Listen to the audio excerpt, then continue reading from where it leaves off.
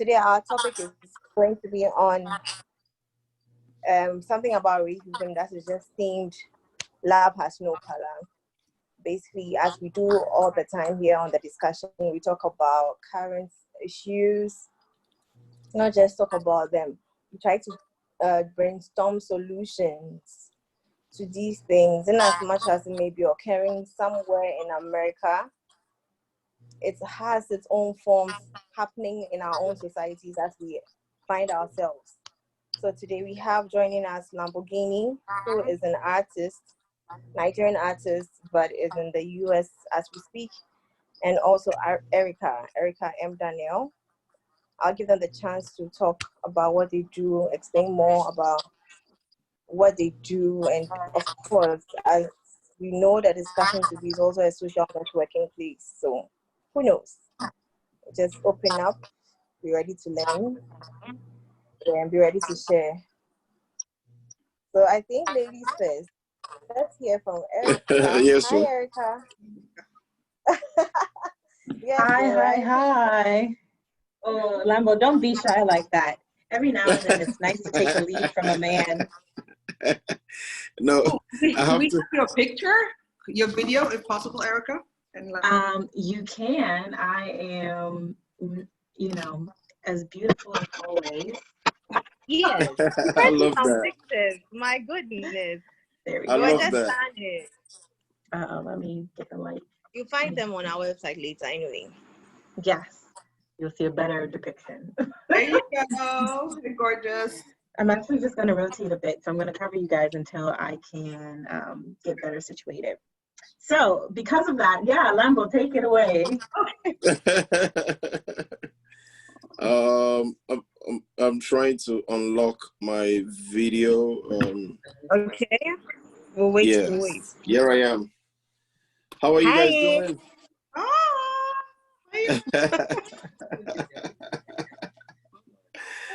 Oh, Once again, great to have. Hey, look at Hannah in the building. miss you.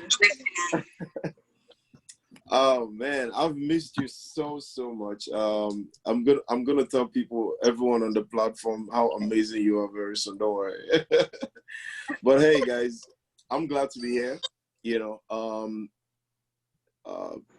It's always a humbling experience for me whenever I am requested to speak or share my thoughts or wisdom on topics that are affecting humanity. And I'm just happy to be here. Being a musician, puts me in a position to amplify, voices that are not yet being heard. I always say to people, no one is voiceless, everyone has a voice, but not everyone is heard, so I'm glad to be here, and I'm open. It's an interesting topic.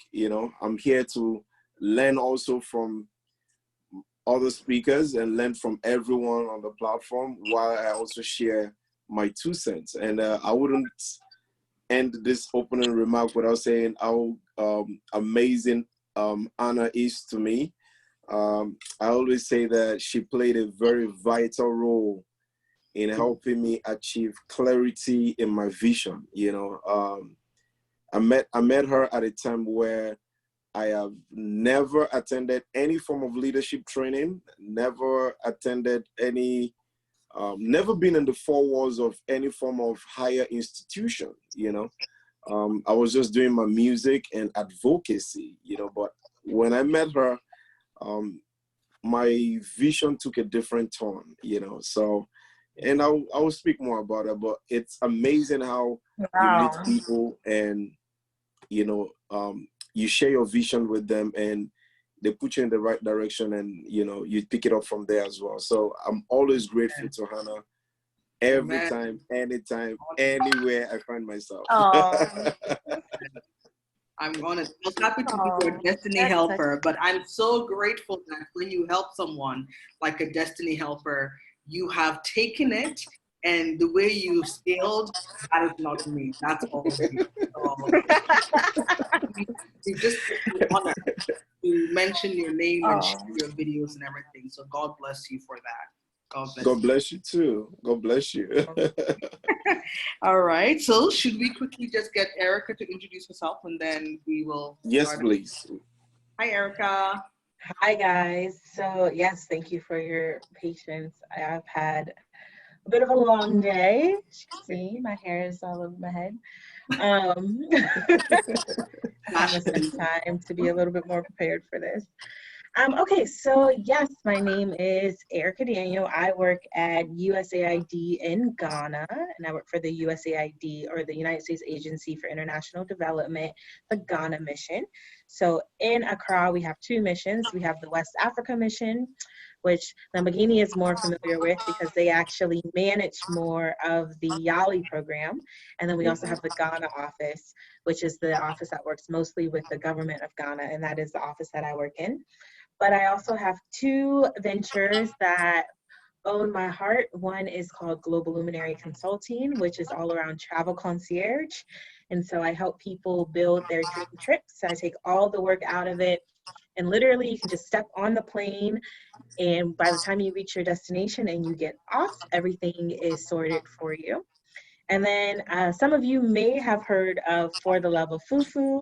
I am also the social architect behind For Yes. the Love of Fufu, which is based in Ghana. And it's all about pushing the limits on how we think and perceive certain situations and getting us all to just coexist and to build bridges and to do this thing that we call life together, but in a fun and interactive way. Amazing. Okay. I joined the last meeting about For the Love of Fufu. That was telling us about our traditional marriage systems. Is that right, Erica? Yeah, that's right. That's right. Yes, We're looking at traditional marriage versus a white wedding. What does it mean? Yes. I learned a lot of things from there. Thank you. Awesome. So, well, we thought this session is very timely, and thank you for your time. I know both of you are in America right now, but we've got people dialing in from different places, and the race conversation is whatever, it's everywhere, because whatever happened to George Floyd has just cascaded across the world. So Erica, our sister, American, Lamborghini, who right now we don't know where he stands. He's Nigerian American, I don't know. Both we saw that you protested. We saw videos of you on streets protesting. We just want to understand, and Lamborghini, maybe you will start with you. How did it feel? I mean, I know this is not your first protest. You've done a lot in Africa, but this is protest in America. Were you afraid of those rubber bullets? What was your experience? And then you can also take us into what is happening in the States right now in your perspective. What do you think is happening? Fantastic. Once again, thank you guys for having me here today. When I saw myself, in the front line of the protest in my community, it just reminded me of who I am, where I'm coming from, and what I represent. Regardless of my nationality, the conversation around race affects me directly either ways, as long as I am profiled as a Black man, even by the color of my skin. So I felt it was important, as a leader, I felt it was extremely important for me not to just keep quiet and just watch from my comfort zone, but then to be out there, because we're in a different time. We're in there is a big shift going on globally. This is a period that the world has never seen before. And I want to be able to say to my generation, I want to be able to say to my children, that I was not just sitting back and tweeting, I was not just sitting back and imagining what could be done, rather walking the talk, So it was a beautiful experience. And when I look at the history of racism in America, we're talking about 400 years of injustice on a particular race. We're talking about a deliberate, well-orchestrated system that continues to put a particular group of people down, for their own benefits. Where is the place of humanity? America is a country that fights for human rights all over the world, and then it looks like the country that is in the front line fighting for human rights in third world countries, even in their own home, they are not observing basic human rights. How can we put an end to the injustice, on the Black community?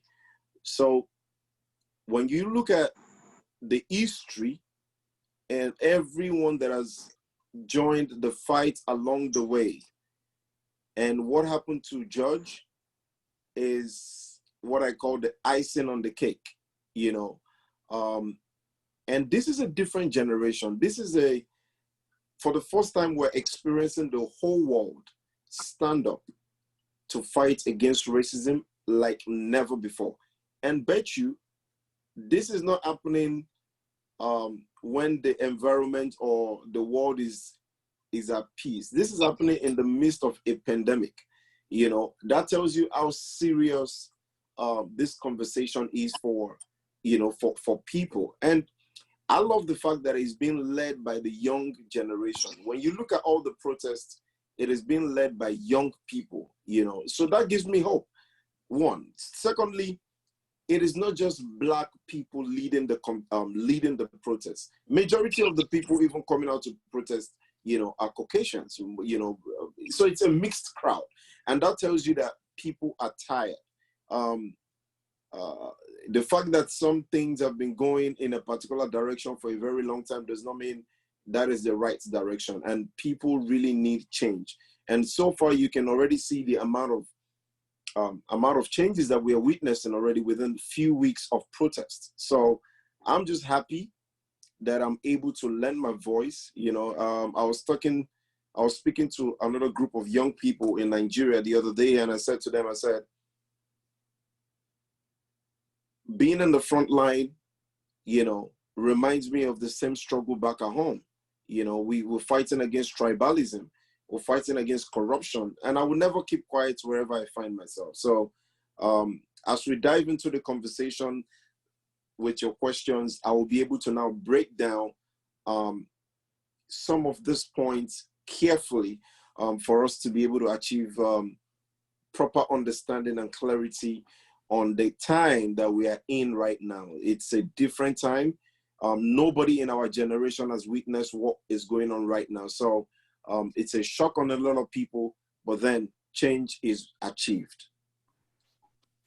Awesome. Thank you so much, Lamborghini. That was a very good summary. And for someone who's been there in the States for about a year or two, you've definitely impacted yourself or got yourself involved in such a short time compared to some people who have been there for years and they are still hiding, still not participating. Yeah. But Erica, this is home to you. The United States is home to you. I know you can give us, go way back, at least from the U.S. perspective. What's going on in your opinion, and how are you involved? I understand you work for the U.S. Embassy, so maybe you're limited in what you can do, but what have you been doing to participate in this current situation in the U.S.? Okay, so I just want to start off by saying that I actually work for USAID and not the embassy. We're co-located in Ghana, but we are not the same entity. So I can't answer any embassy related questions because I know absolutely nothing about how things operate on that side. So I'm just gonna put that out there now, because I know Michelle started off by saying that this could also be a networking tool for a lot of people Yeah. on the call. And then I also want to state that anything that I share here today on this call, more specifically because it is also being recorded, are my own views and opinions. They do not represent the US government in any way, shape, or form. Agree. Thank you. Okay, so Hannah, you're 100% right. I mean, racism is not something new in America. It's not something new that I've experienced. And so for me, the George Floyd situation was kind of like, again, we're doing this again. This is happening again. Like, he's calling out, he's no risk to anybody. There are people recording, and that aspect of it is also frustrating, because it's like, even the people who are recording, you're not doing it now for entertainment. Now you're doing it because you're hoping that there will be a result from you standing there and capturing someone's murder. And that is not the life that we should have to live in. That is not the world that we should have to experience. But that is what is happening. And, you know, the fact that people went up to the police officers and offered help, tried to get them to disengage, and they just were not willing to do that, is also the sad reality that we often see in America that isn't always showcased in the media. And so for me, being here at this time, you know, I've been living in Ghana for almost 7 years. So this is the longest stint that I've been in the US since living in Ghana. And so it was really important for me to go out and to join those protests. And it was important because I felt like the world needed to see every city, every community, every person in the US stand up and say, enough is enough. When can people live freely? When can people have the right, the systems that are meant to protect them, when can they actually be utilized as a form of protection and not as something that you have to actually use caution against for your own will, for your own livelihood? And so I did go out there and I was standing with the people, and it was a very, what do you call it? Sorry, I'm blanking on the words. It was a nonviolent protest. It was very safe. Everybody was just chanting. And the idea, so I'm in Cleveland, Ohio, and the idea was just to surround one of the state buildings and to raise our voices collectively. Even in us doing that, the police still shot off tear gas, they shot off blast grenades, they ran through the crowd in horses. There was just still a lot of commotion that was happening that was not triggered by us, the protesters. That was triggered by the police trying to get us, the protesters, peaceful protesters, to leave the area. You know, so it's almost like, oh, in America, you have freedom of speech. You can say whatever you want. You can do whatever you want. But in that moment, I think it became more real to me than ever that our speech doesn't matter. Because right now, we're a nuisance to the cause, we're a nuisance to the nation. And all those police officers could focus on was diffusing that situation, diffusing that collective voice. And so now I find myself in this place of, okay, me being at the front lines may not be the best approach for me. You know, me having tear gas continually thrown at me, or potentially being trampled or being hit by a car, as you see happening in New York and other places, or being blasted with water, may not be the right approach for me. So I've taken a few steps back to evaluate, well, what does this look like for me? And one thing I've realized, and I've talked with family and friends about, is our voice has to be heard, not just at the federal level, right? Not just the president to hear what we're trying to say, but it has to start within your own community. And so how are you voting at the local level? What are you demanding of your local politicians? And then how is that trickling up? And not only that, but also looking at, where is my personal economy? So who am I supporting? Where is my money going? How am I spending it? And I think until we start to show that the Black dollar matters, some things won't change. I'll stop there. I so agree. So agree. And I'm so happy that it's unfortunate that it had to happen like this for us to understand how to connect with our own kind and shop from our own kind. I know it's a moment of building trust. And before we jump on some of the questions, we have some free questions before the audience ask their questions. There was this video, and I don't know whether I should even share it. There was a video of a lady, a Black American lady, who was very angry of I think someone on Instagram. She happened to say the person was Nigerian, and the person was saying that, oh, they're lazy. That's why this is happening. And the way she was so frustrated, I got so upset, because it's like, how dare we? You know, we haven't built our continent of Africa well enough to even stand up and like say something and help, because we're too busy begging for debt or God knows what from the US and other Western countries, right?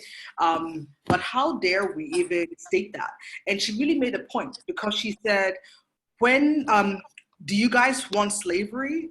We had to like struggle to enable us to, to enable us to get the kind of freedom that we have right now, so that by the time we as Africans are coming for university or coming for whatever, yes, we can scale up and become who we want to become as doctors and whatnot, because the platform has already been kind of created from the struggles of our African-American brothers. And so coming from you, Erica, when you hear some of the, sorry to say, ignorant things that some of our Africans are saying, not really understanding what has happened through slavery, to get you to where you are now, and we're still struggling, we understand, and then not trying to be humble enough to bridge that divide for us to learn from each other so that we can help each other. Because we know we need to learn from, I guess, your history. Vice versa, we know there's so much we can learn here in Africa on just how to structure some of our processes to become a better continent. Can you just give us your viewpoint on what you have experienced, because you've lived here in Ghana and traveled around Africa, and what experience you have had and what solutions you think we as Africans should portray and do before we ignorantly say the wrong thing? That's a loaded question. Sorry, but I know you can. Lamborghini, get radio.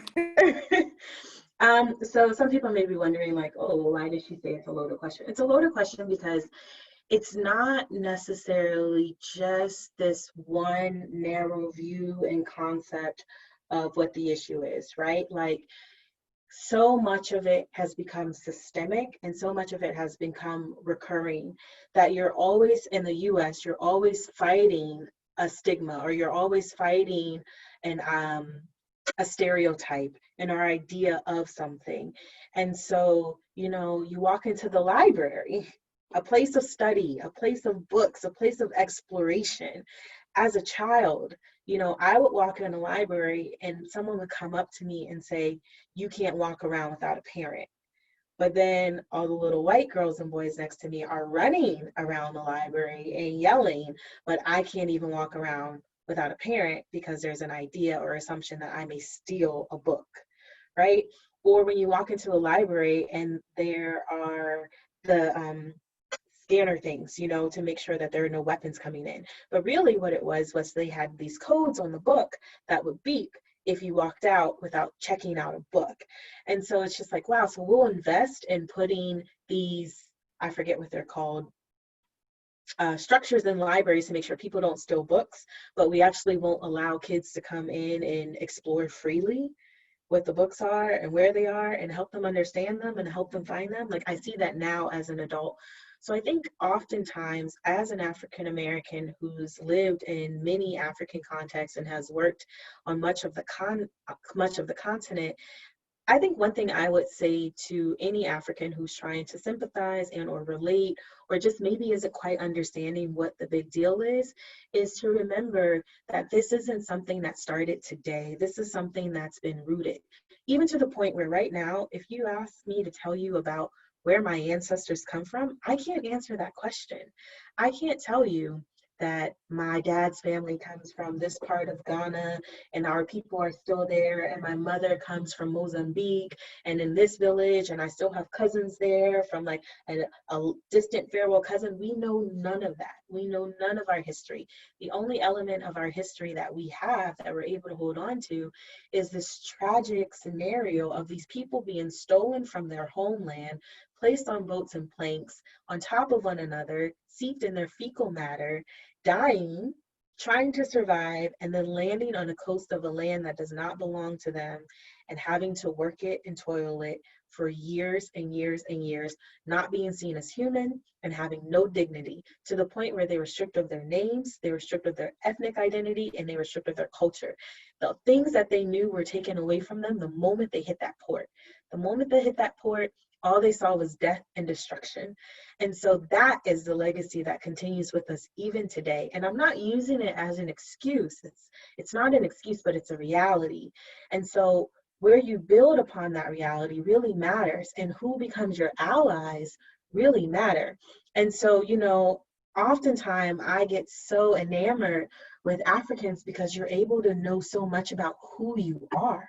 You know, you can tell me who your great, great, great, great, great grandfather was and which farm they owned, and you may still be working in that family business. You may not love it, but you knew it served a purpose. You know why it's there.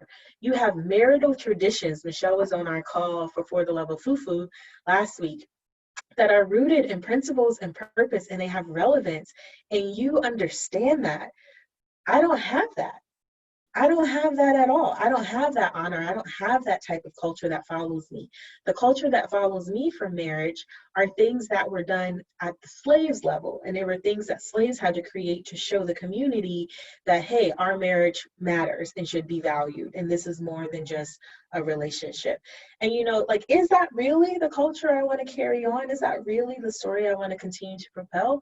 Well, in some ways, yeah, because that is my history. But if I could have a history as rich as yours, I would take it easily and gladly. So I would say, to answer Hannah's question, when considering this context and when offering your own words of either solidarity or dissension, because you're entitled to your own view, and it should be whatever you think it should be, just remember that we're not coming at it from the same perspective. And, you know, it's not always that easy to just relate. And sometimes it's more important to listen and to stop and to pay attention. And often I try to explain to people that, okay, in the US, yes, there's racism, but even in Ghana, there's ethnicism. I don't actually know if that's a real word or not, but, you know, a lot of people are judged for if they come from the northern part of the country or the southern part, the coastal part, the inlands. You know, oh, you're Ewe? Oh no, I can't date you. You come from the north? Oh, okay, well, where are you gonna go? Oh, you're Nigerian? No way. You know, so it's like that stuff, those type of stigmas are forms of discrimination. Racism is a form of discrimination. So just like you don't want to be labeled in that manner from your ethnic group or from the region of a country that you may come from, or a region of the continent that you may come from, you know, it's the same sentiments that a lot of African Americans feel about not wanting to go into a top law firm and not be respected for a law degree that comes from Harvard, because the first thing that people see about them when they walk in a room is the fact that they're Black and they're female, and oh, she's going to be very contentious. Oh, she's going to be very loud.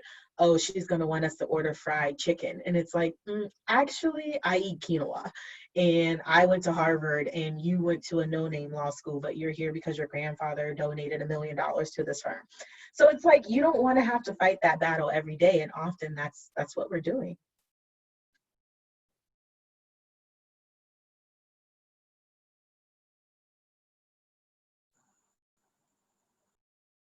Excellent. Michelle, you there? Oh, I'm here. There you go. Okay, it wasn't on. All right. So Lamborghini, would you like to jump in? So I want to say, Erica, thank you for that profound explanation. You were very, very spot on. And I'm going to take off from where you start by saying that I've heard a couple of Africans, come here, mostly even when I came here, I've heard a lot of Africans say, oh, the blacks are lazy. That's why they are not succeeding the way we come from Africa and we thrive.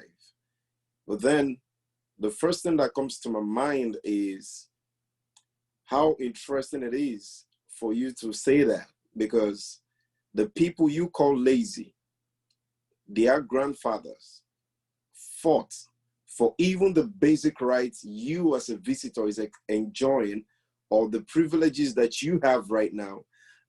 If they did not fight for those things, you wouldn't even be able to get into this country in the first place. You won't even be able to operate the way you're operating and making you, or the elements that you think you possess that is making you belittle the people in the front line, really.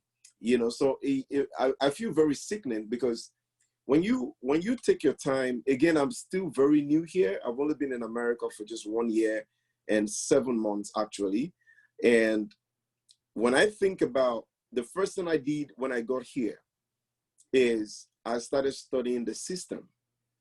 I looked at the fact that, okay, why are people saying things like this? How can we get it better? How can I help? That's the first thing I started thinking about.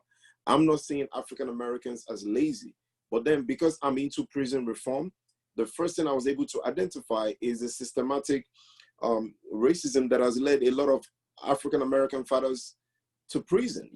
A lot of fathers are incarcerated. So when the father figure of a family is in prison, who's raising their child? The fatherly figure is missing. So that was the first thing I identified. The second thing I identified as well is the educational sector.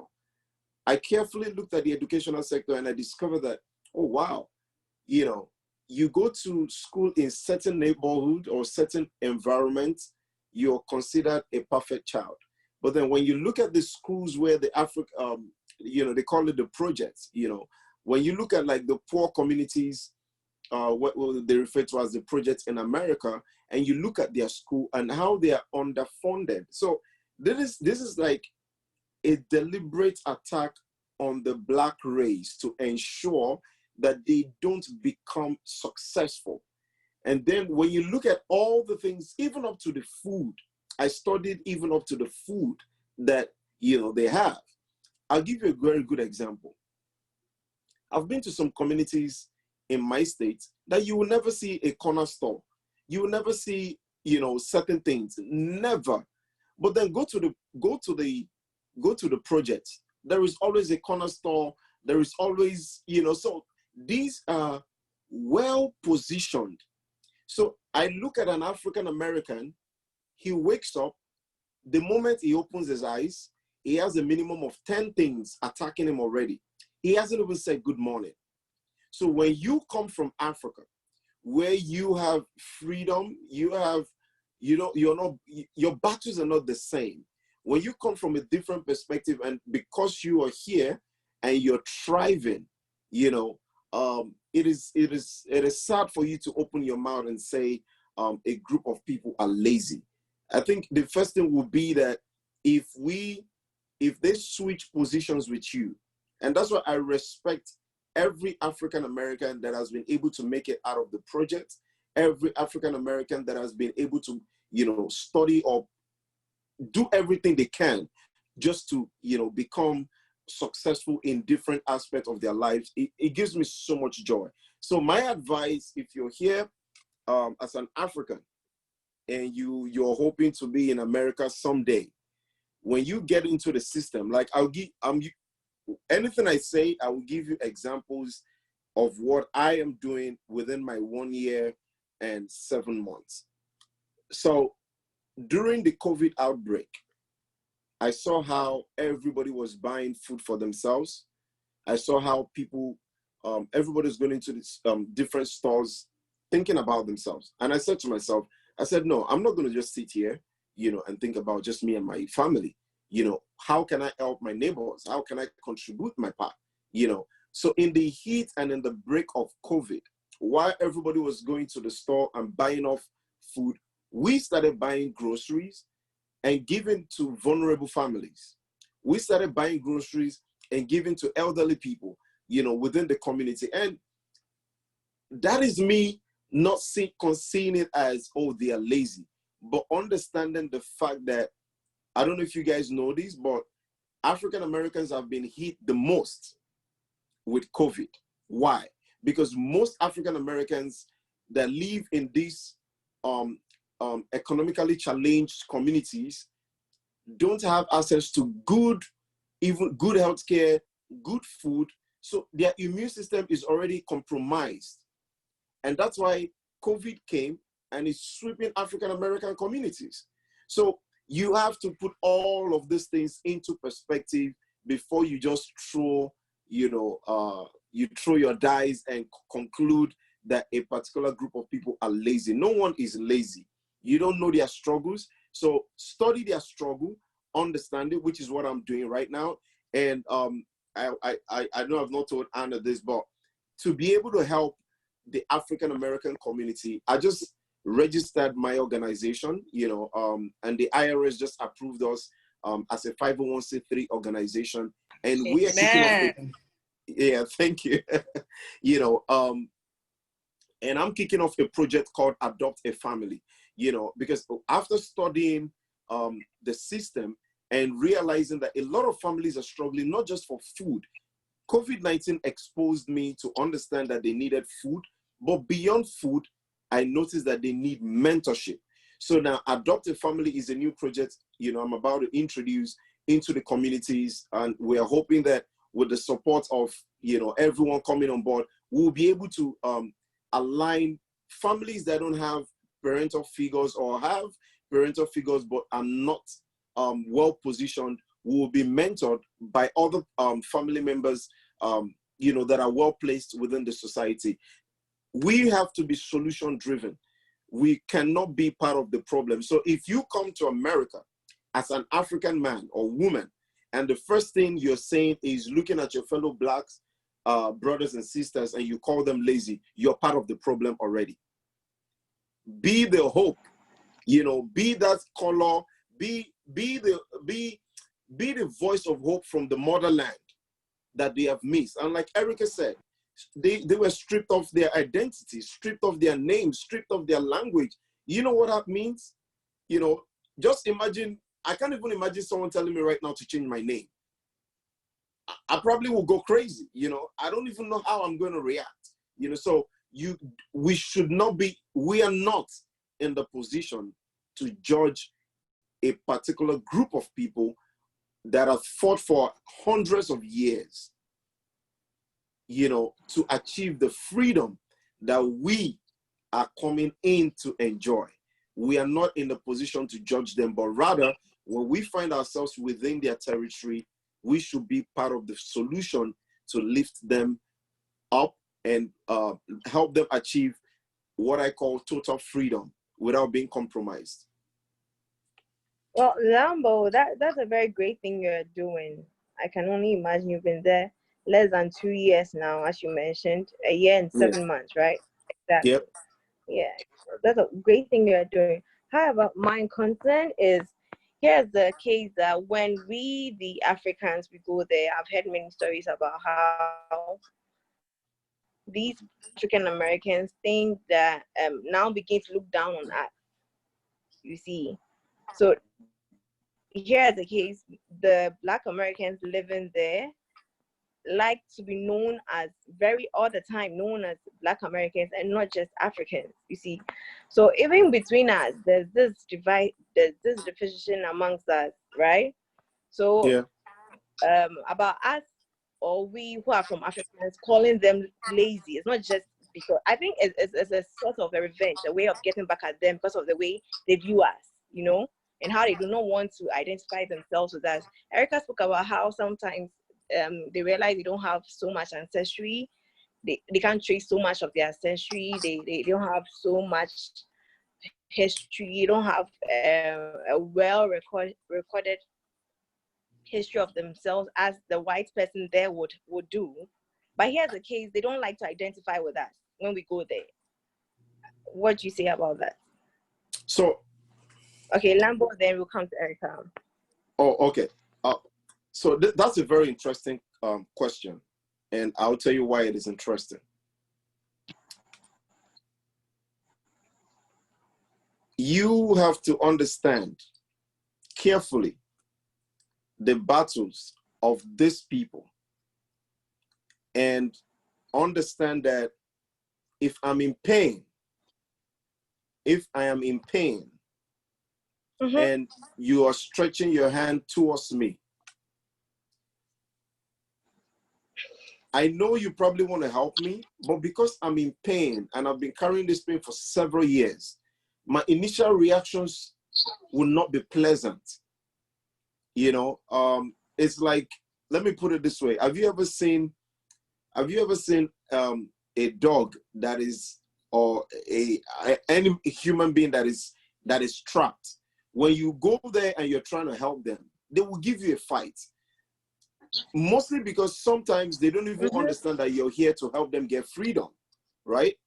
But then at the end of the day, just play your part. You are not there to judge them. Again, I stand on that ground. Now, when I've heard African Americans also say that we are not Africans, you know, we are Americans. I laugh. I don't blame them, because it still goes back to what Erica said. These are people that have been stripped of all forms of identity. And now, if you, like they say, if you play long enough with the pigs, you wouldn't understand that you wouldn't see dirt as dirt anymore. You know, it's you're already part of them. They've stripped you of all of your belongings. So you have to be patient. That's what I just personally think.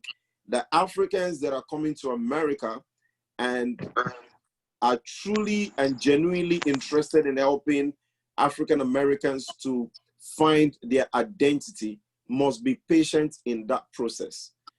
Why are you even getting back at them, you know, by calling them lazy? A man is already on the floor, then you're going to kick him again while he's on the floor? We on the floor too. Yeah, but it looks like some of us don't even see that we're on the floor. Why did you come to America in the first place if home was good? Let's be real. Home is not home. And then you're looking for greener pastures, and then you get to the foreign land, and because they've shown you one or two moves within the community, you feel like, oh yeah, you get, and then you're telling me you're trying to get back at them. Get back at what? You know. So the facts must be stated clearly. Africans, we have our problem. Tribalism is a big problem. Envy is a big problem. Corruption is a big problem. And that's why most Africans actually leave Africa in search of a better life. So when you leave Africa to go and search for a better life, and you meet your fellow African man or woman in your journey, the first thing for you to do is to understand their struggle. See, Mitchell, if your father and your great-grandfathers were never taken in as slaves, please, you can never understand the pain African Americans are going through. And they've gone through that pain for several years. I am of the big opinion that regardless of what they do to us, regardless of what they call us, we must stand in the direction of solution. How can we liberate? How can we lift and uplift them rather than tear them down or retaliate by calling them lazy or getting back at them in any shape, form, or manner? You know, I would never subscribe to that. That's nice. Thank you. Erica? Yeah, so I have quite a few views, and Lamborghini, yeah, thank you for that perspective as well. Definitely appreciate it, and there's a lot of value in what you said. So I think to show the other side of it, this is also quite loaded because, again, it comes down to perspective. And there's something that I think a lot of people battle with, myself included, and I'm sure everybody on this call as well, which is called your unconscious bias. And I think that we all have an unconscious bias on how we perceive a person or a situation. It can be from the gardener who comes to your house to groom your lawn, to how you perceive their risk level if you let them into your home. Can they enter your home when you're not there? Well, why do you trust? Do you have that level of trust? Don't you have that level of trust? Even if you've known the person for 5 years, you still may not feel okay with them entering your home because in the back of your mind, it's still a gardener and they may see something in my house that may make me a target and they may try to rob me later. It's an unconscious bias. And it's not fair to humanity that we live our lives with these unconscious bias.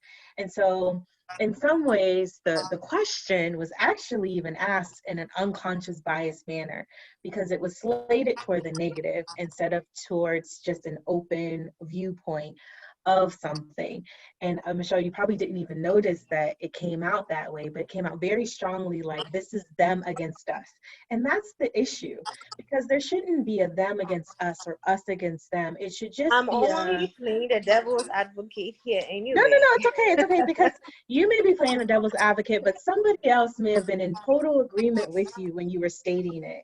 And so it's important for people to start to recognize how our words can be perceived and received from the other side.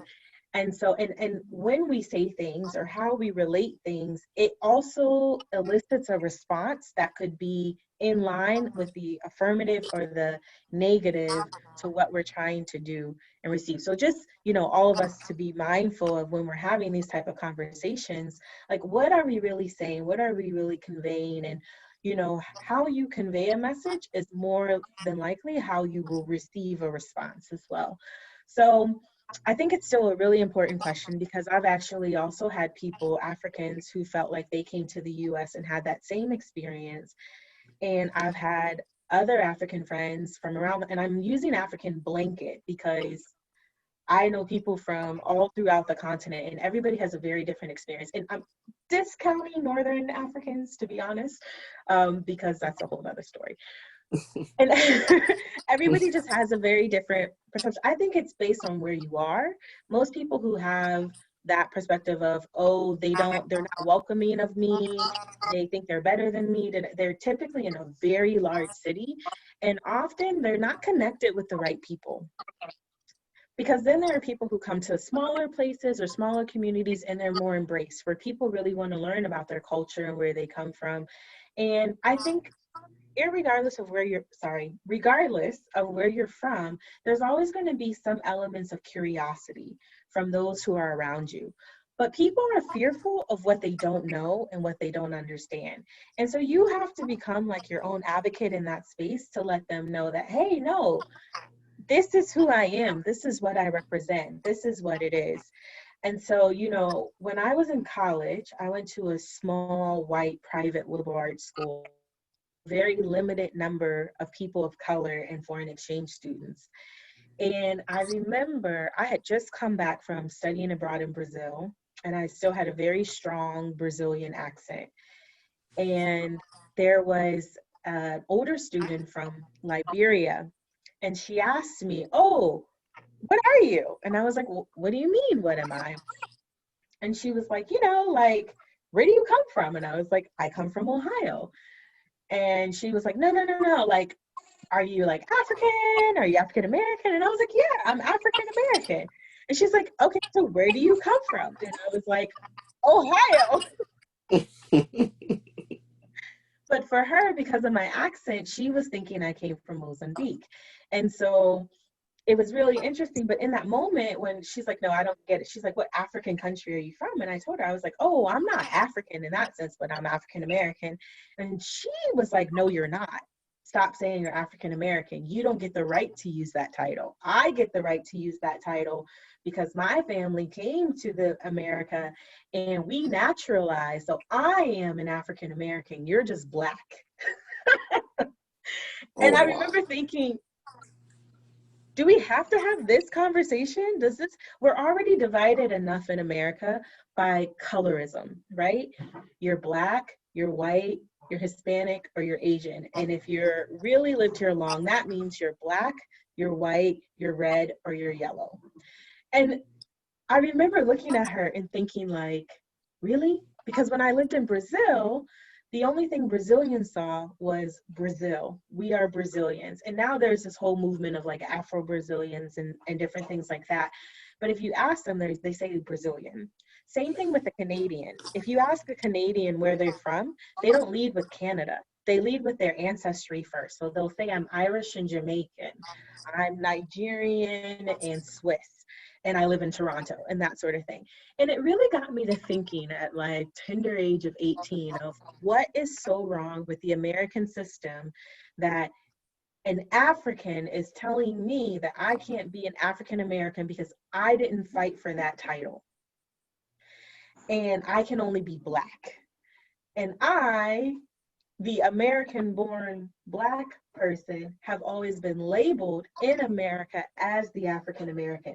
So in some ways there was this instant tension between us because I felt like, here you are again, somebody who's able to identify where you come from, stripping me yet again of a title that I have always known for my whole life. And she and I ended up being really good friends, but like we had a conversation on it later, and she, you know, said she didn't realize how insensitive the statement was because she was taught it was prideful to be an African American, because when she goes home, she can say, yeah, I'm Liberian, but I'm American. I'm an African American. And so it's just what you perceive to be right, what you perceive to be wrong, and how open you are to having a conversation if you're faced with something. Now, on the flip side of what you asked, many African Americans who come to Ghana, when they first touch down, most of them are so happy, they're elated. I've made it to the motherland. I can't wait to explore Africa. I can't wait to understand the history that comes out of Ghana. And the very first place they go, somebody calls them an Obruni. And when they say, what is Obruni? They're told, white man. And it's very hurtful because a lot of African Americans are coming hoping to have that same experience and that same illusion of like solidarity and like, oh yes, I'm back home and receive me. And it is a little bit of a false illusion, right? Like, you don't know this country, you don't know these people, you don't have any family here. Why do you think it's okay to come to Ghana and everybody have their arms stretched wide open and receive you? It's a bit of a fantasy, right? But it happens, and that's why a lot of people are coming to Ghana, but then they leave heartbroken because they were called white. And they feel like, but I'm stepping into my Blackness, my Africanness even more. And even when I went there to have that experience, I was still deemed and labeled white. And so, you know, it's funny because often we don't share that perspective, right? We hear a lot of the, oh, I was pushed down while I was there. But the other side of it was that when a lot of Africans come to America, they've never experienced racism. So you're almost walking into the American context with these like childlike rosy visions of, I'm in America, I'm going to see as much of this land as I can, nothing can stop me. But then you have your first racial experience. And I think that a lot of people who come in and have that perspective of, oh, I was pushed down, I was treated with respect, Blacks didn't like me, they feel that way until they have that first racial encounter and recognize it as a racial encounter. And then I think they get more of the solidarity aspect of things a little bit later.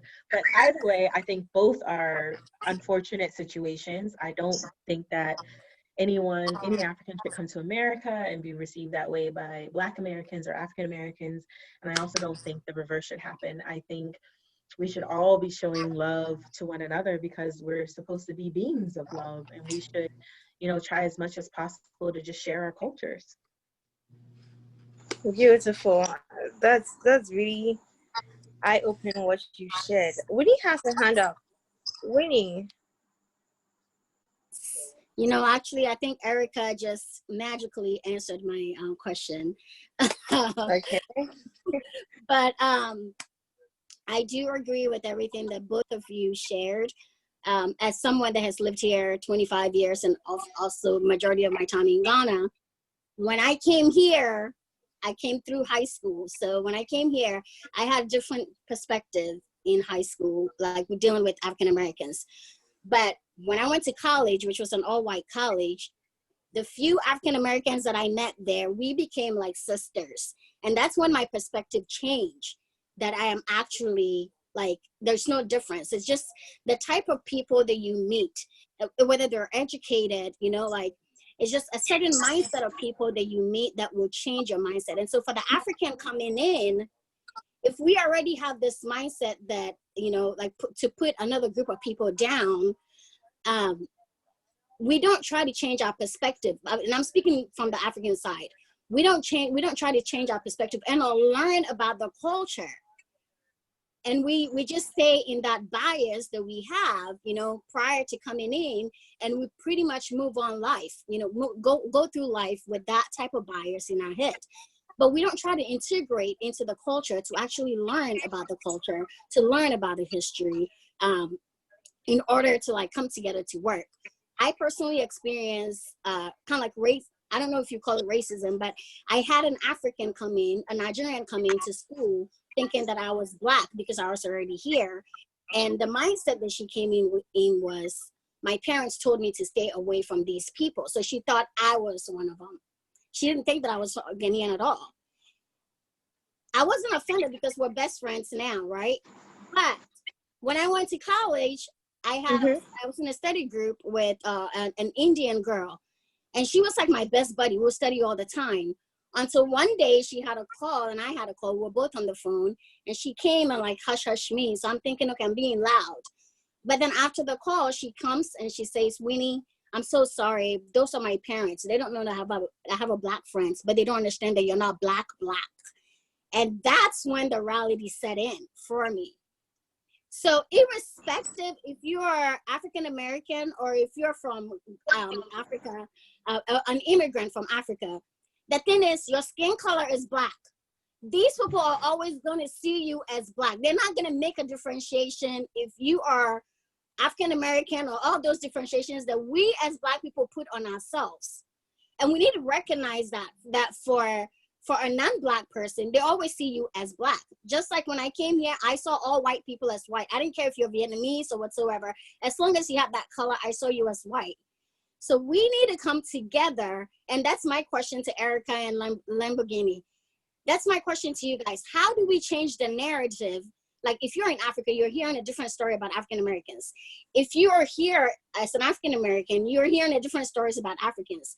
And it's all through media. So how do we change the narrative and put a positive info out there so people won't have these drastic views of both culture? But when we have the opportunity to merge, we can merge together and work towards, like, you know, a better narrative for the whole Black community, not just African Americans or Africans.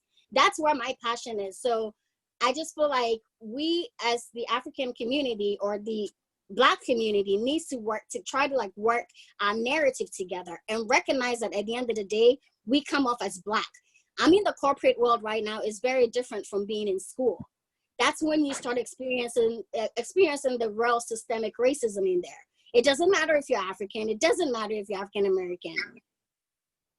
It affects all of us. So how do we come up with solutions that we can change the narrative that is out there for the perspective, like that benefits the Black community, whether African, whether African American in general? That would be my question. You answered part of it, but if you can expand on it or come up with solutions, what we can do going forward. Okay. So Erica. Okay, I'll give a little, and then I'll definitely leave space for Lamborghini to also jump in. Okay, because I I think think you could answer for that, and then Lamborghini, you answered the next question. Grace typed it out, so I'll read it for you after Erica is done. Okay, cool. That sounds great. So I want to also just maybe bring up something that's a little bit sad, but it's a reality. So, you know, one thing Winnie was saying was that once you're in America, it's your skin color that people see. They don't see ethnicity. They don't see your country of origin. They see your skin. And so, you know, in 1999, Amadou Diallo was gunned down in front of his house. He was a Guinea immigrant, and he was Black. And he was killed by 4 police officers in New York City, all of whom ended up getting off, and they weren't charged for murder. There was no real reason why. They thought he had a gun when he was pulling out his wallet. It's just all unexplained.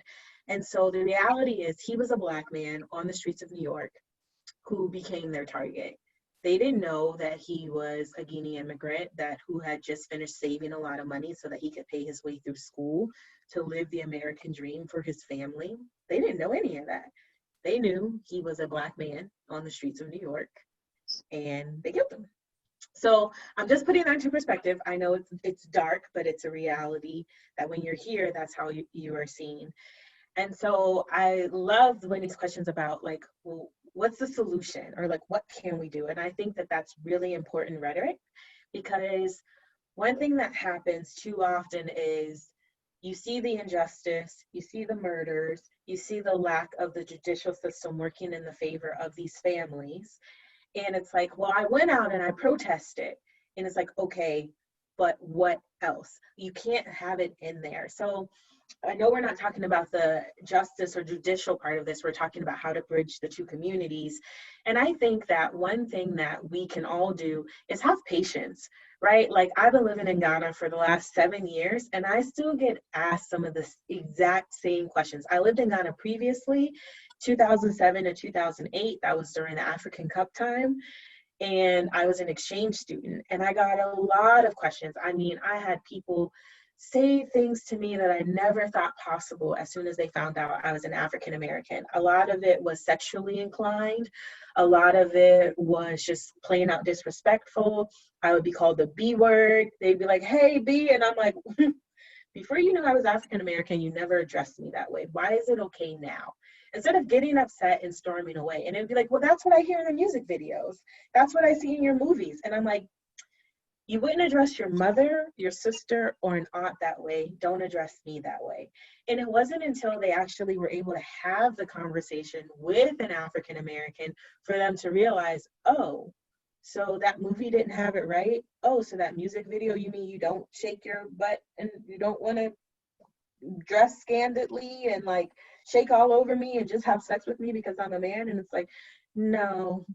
And please be mindful that those women were paid for that music video, and it is a form of entertainment. It is not a reality. So one thing I would say is have patience and don't be afraid to address the issues as they come up. On the state side, you know, I get a lot of questions from my family. I have family members who are always like, oh, in Ghana, so how do they speak? And I'm like, English? It's English. And they're like, no, everybody's clicking. Oh, they're wearing rag clothes. And I'm like, this is a photo of me and my friends at a bar on top of a building. We don't have that in this city. They have it there. And so, you know, like, share your experiences, talk about it often, allow, and be receptive. When I say be receptive, what I really mean is you want to make it so that people feel safe to ask you questions. You want to make it so that people feel safe to not be judged for what they ask you. And it's a lot of work. I'm not going to lie. It is a lot of work, but it changes perspectives. It changes opinions, and we have to start somewhere. And then the other thing is food. Food brings people together. You can make light soup. You can make fufu. You can make fried plantains and killer willy. I actually just made my family groundnut soup. I didn't make rice balls, but I made them groundnut soup, and they loved it. You know, and it was just like when I was making it, they were like, who would eat this? These ingredients are weird. Peanut butter soup. Ew. And then as it started cooking, my mom was like, oh my God, my mouth is watering. I can't wait to taste this thing. And they devoured it. They loved it. But it allowed us to have a conversation around the common staples of food in Ghana. What does it mean? These are flavors of Ghana. And it started to pique their curiosity about this life that I have. So, you know, those aren't the big, large, systemic things, but they're small and they have so much impact. So I'll end there. Oh, okay.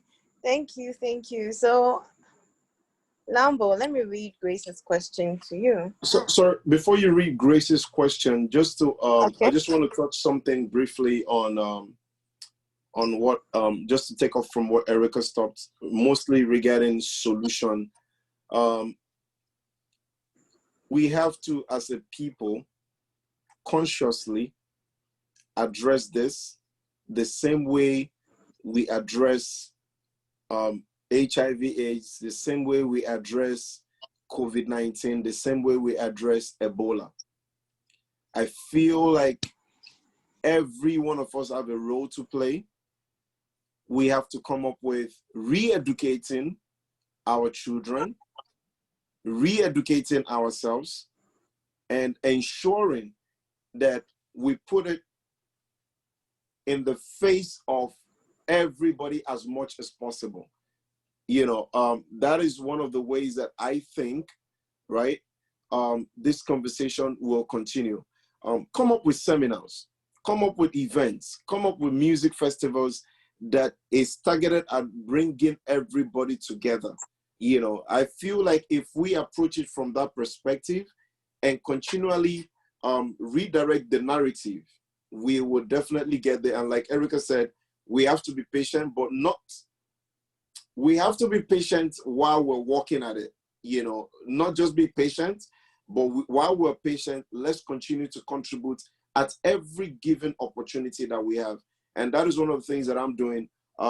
Just two days ago, I addressed a class of 20. I was invited by one of the institutions to address a class of 2020 here in New York. And I made sure in my address, I was able to drive home that message, you know, to any of them that are African Americans among them. You know, Black is Black. I'll never, you know, whether you like it or not, but we have to act with a sense of urgency. Yeah, that's the word I was looking for. You know, we have to act with a sense of urgency in educating ourselves that we are one. You know, how can we get the campaign rolling in the ghettos, among the corporates, among the corporate sector, in our schools, everywhere? We have to. And while Erica was talking, I wrote down food, because I'm already thinking about, you know, organizing African food festival. You know, bring your food, bring your Black food here. You know, it's just one Africa. Black is Black, you know, regardless of who you are. So let's take the second question. Okay, thank you so much. So Erica, Grace was saying that quite existing, but I was the question, and do you block such negativity from affecting your frame of thought? She might have already answered that. Maybe you could just go for it. What is the question again? Sorry, your network was breaking, so I didn't hear you properly. So she was talking about how there exist battles every day, endless battles exist every day. And how do you deal with it? So how then do you block such negativity from affecting your frame of thought? The negativity about how, Grace, would you like to actually speak? Because I don't understand if you are an African living there, or you're an African American. Could you please unmute yourself, Grace?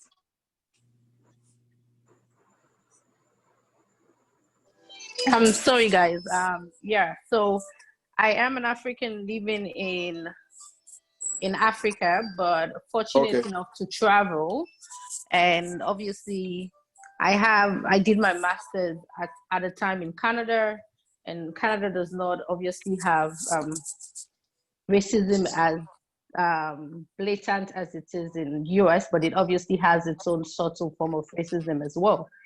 So I have experienced it. And my question was particularly to Erica at the time. She was explaining and talking about the negativities and the things one has to battle with. And so I was just making reference to that and saying, yes, she's right. And so because these are existing battles that are endless, how then do you block out these negativities to still continue in the right frame of thought and still fight on? And why that was very important for me to ask that question was because as recent as today, I read one of the articles that are written by people that have gone through systemic racism through Women Deliver. You know, I don't know if anybody has come across that article that has to do with Women Deliver. Anyways, But basically, I know it's about Women Deliver, but I haven't seen that article. if you go to Twitter and just hashtag Women Deliver, it's a whole lot of unpleasant things you would get to read about Really? how I'll check it how out. it has systemic racism, and Black women are going through a whole lot of negativity through the platform. But anyway, so yes, that was my question. It was about how then do you block that negativity to still have a healthy mindset and continue with activism like what Lamborghini is doing, or all of us on this platform is trying to do in their own little way.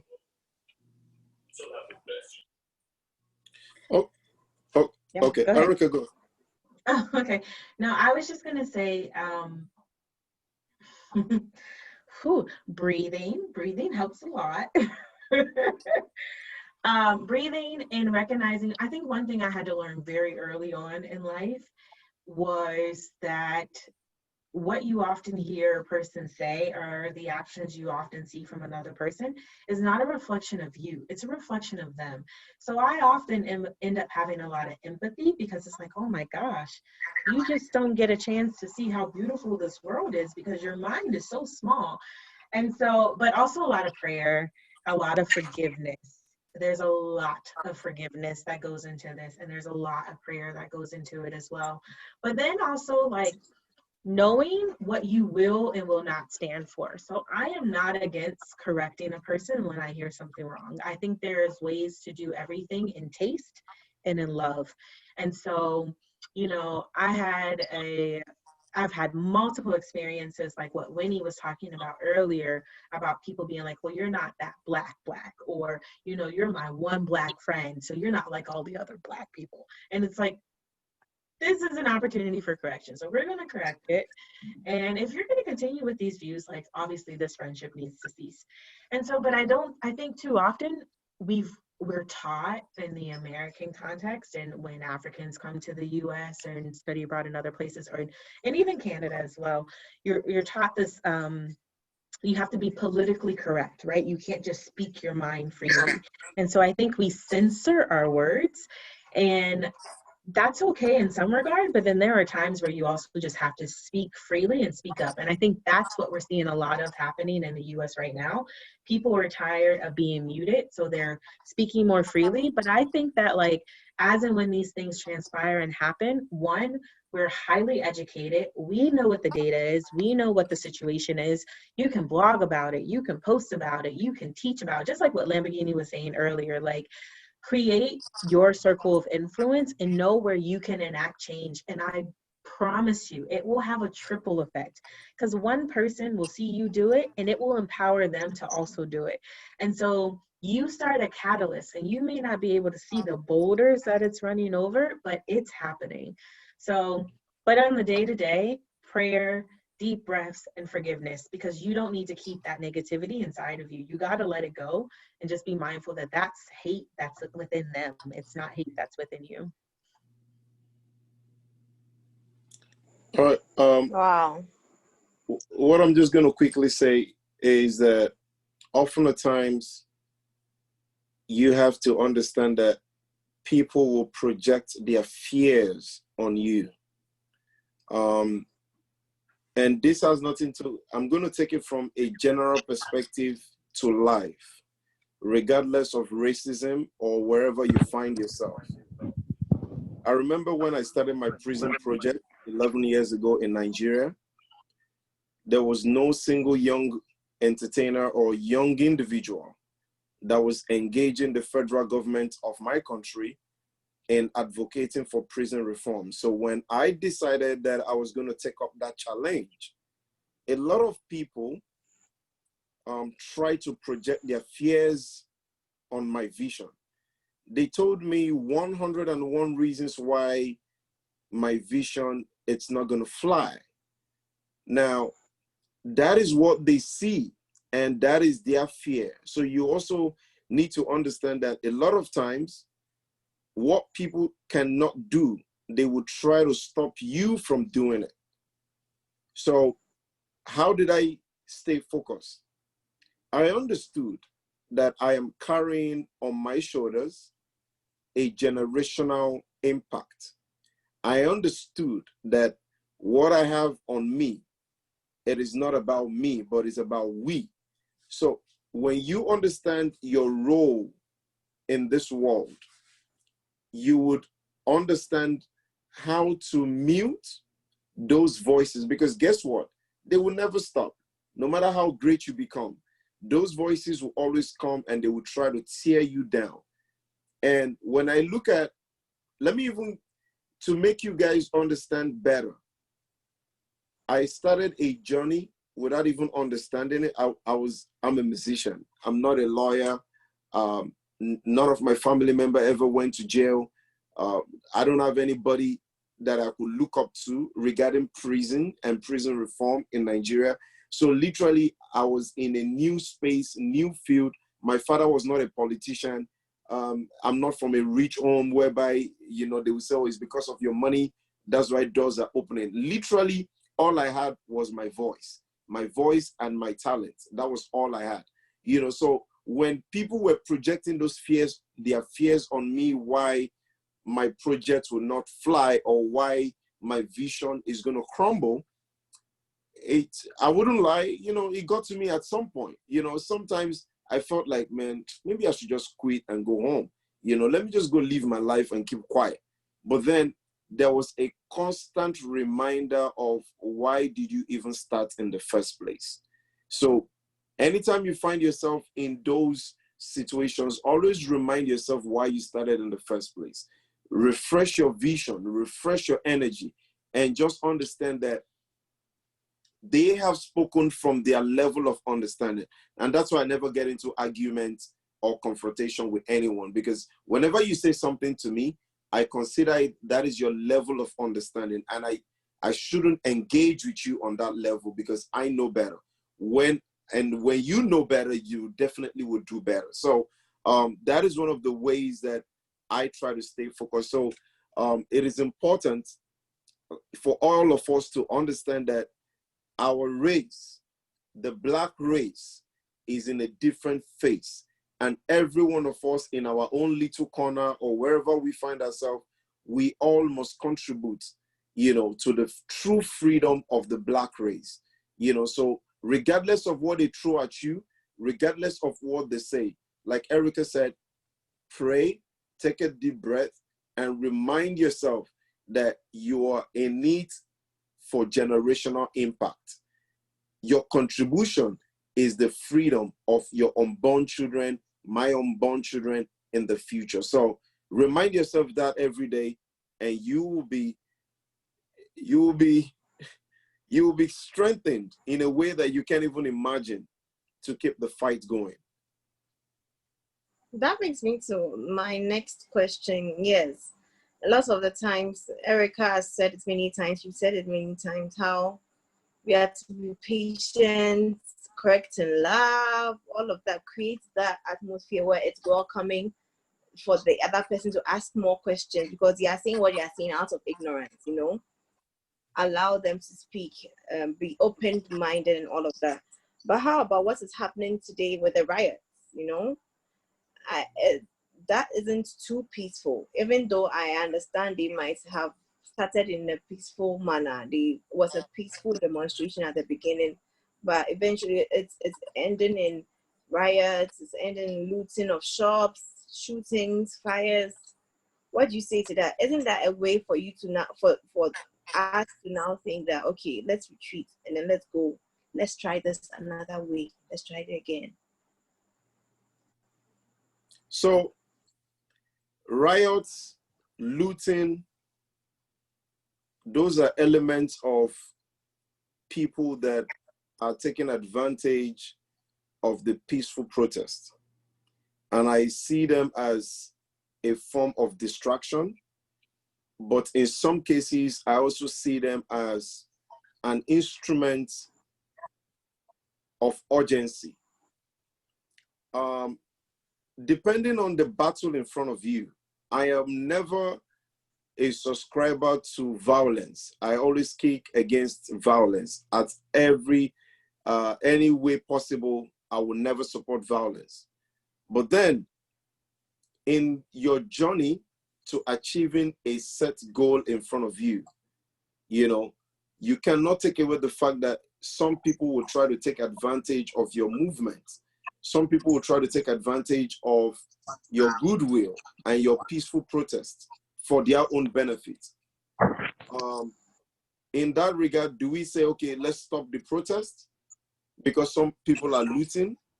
I don't think so. You know, because if you stop the protest, what is the strategy you have on ground, you know, for you to stop the protest, you know? So I think to address that properly is, from what I've seen, most of the people that were looting at some point, you know, they operate at night, you know? So if you notice, the people that are engaged in protests then did what? They re-strategized. They protest during the day and try to stop before the night time. You know, that is their own way of still getting their message out there, but at the same time, trying to separate themselves from those that are looting, you know, from the way I saw it. But then I don't think they should stop the movement because of the few bad eggs. You can't take that away. The moment you create a system, some people, all they're waiting for is, how can I take advantage of it? You know, there will always be bad eggs mixed with the good eggs. The police that are brutalizing the African Americans, if you ask the police, they say, oh, but we have a lot of good cops. You know, but, you know, the 1% or the 2% that is bad, you know, is bringing bad name. You understand? So if you go and fetch water,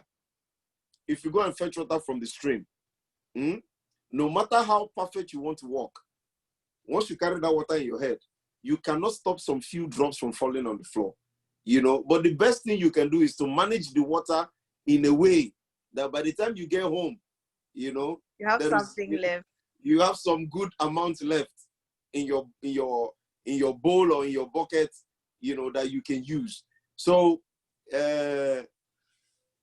like, I walk on the field a lot, and I tell my team members, every time I go on the field, I have money. You know what I call that money? Please let me go. That's what I call the money. So when you are trying to help a community, a group of boys will come and say, no, we don't want you. You have to pay us some money before you can put this borehole water here. I said, no problem. Give them some money, let them go, so that they can allow us do our own thing, you know. So riot is bad, protest, but the protest is important. So you have to balance it, you know. Make sure there is good amount of water in your bucket by the time you get home. Yeah. So I would also add, it's really important during times like now to pay attention to the media. The media is feeding the public what they want them to see, hear, and know. And a lot of it is untruthful. So the looting has not been the protesters. The unrest at certain protests have not been the protesters. So you have to remember that there are people who are totally against this movement. There are people who don't think that the protesting should even be happening. There are people who have the mindset of, thank you, Lord, another bad Black man is off the streets. My children are safer at night. And so they're sending agitators into these protests, right? Like, you may have seen a video of the white man who was an avid Trump supporter who went in with a bow and arrow. And he said he felt his civil responsibility was to help the police maintain order and to get rid of as many people as he could. And he was attacked. Not one Black person attacked him. If you watch the video of that closely, when he pulled out his bow and arrow, he was attacked by about 40 different white people and Latinos who went and covered his car because they said no to his actions. They were out there protesting peacefully, and he came with something that would inflict unnecessary force into the crowd. And so there was also in New York City, they had undercover cops going in the crowds, and they were actually breaking windows. Actually, this happened in Minneapolis. They were breaking windows of stores. The reason they were doing this is because as soon as a protest escalates, as soon as there's something that's considered disorderly during a protest, it allows the police to move in with force. So because they couldn't get the peaceful protesters to break arms, they agitated it, or they did things to allude to the fact that there was disorder with the peaceful protest, so that the police could begin using force and could begin using tear gas and blast grenades and rubber bullets. And so if you really want to know the truth, if you really want to know what's really happening in these cities, social media. You will see real-time videos. You will see it candidly. Now remember, often when you are seeing someone's video, you are only seeing that perspective, but follow the hashtag. Follow the hashtag. You'll see multiple videos from different angles, and you'll see that these are peaceful protesters who are just standing and saying no justice, no peace, enough is enough. So there are not agitators out there who are protesters. The agitators are the people who want the protesting to stop. The looting, a lot of the videos on looting, there have been videos that have come out showing police officers with boxes and boxes of tennis shoes who are looting.